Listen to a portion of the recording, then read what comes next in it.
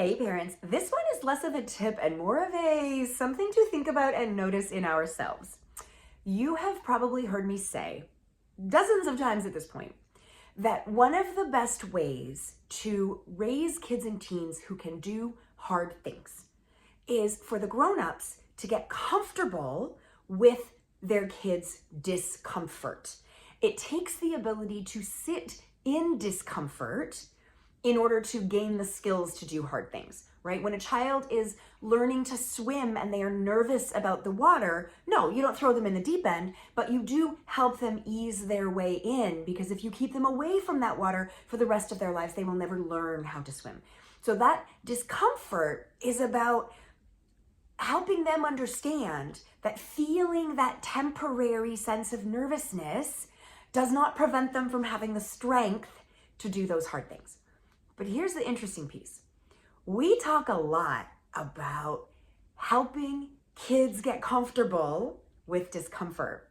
But then when we're the grown-up in that circumstance and they won't get in the pool, or they won't go on the soccer field, or they won't put on their shoes, or they won't go on stage, we start to get uncomfortable. Watching their distress hooks us and creates feelings of our own distress. It's the response of our bodies to what they are doing, or to how it's perceived by people that we think are judging us.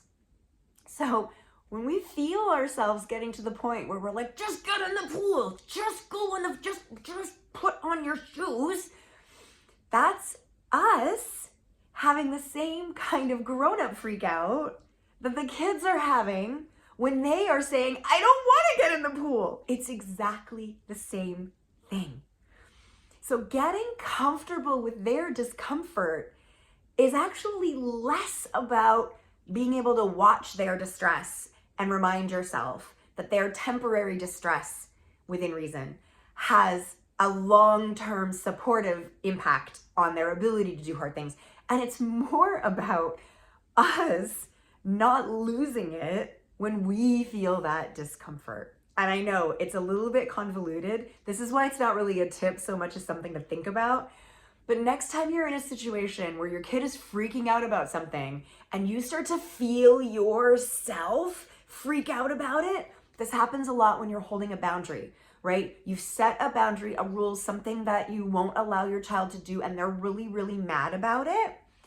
And they're allowed to be mad about it. They're just not allowed to hurt people while they're mad about it, or they're not allowed to break things while they're mad about it. If we can keep our own selves in check so that we don't have a grown-up meltdown while they're having their kid meltdown, that's actually what getting comfortable with their discomfort means. It's not about their discomfort. It's about the feelings that come up in us when we watch their discomfort. And their discomfort feels like disrespect, or their discomfort feels like, why is this even a thing? You should be able to do this by now. I digress. Like I said, it's more of something to think about than an actual tip. But I'd love for you to just kind of notice those feelings in yourself next time you're in that circumstance. And if you feel that and you're curious about how to kind of get better at managing it, or you feel it and you're curious about unpacking it, book a Connect with Kate call, because I'd love to talk with you.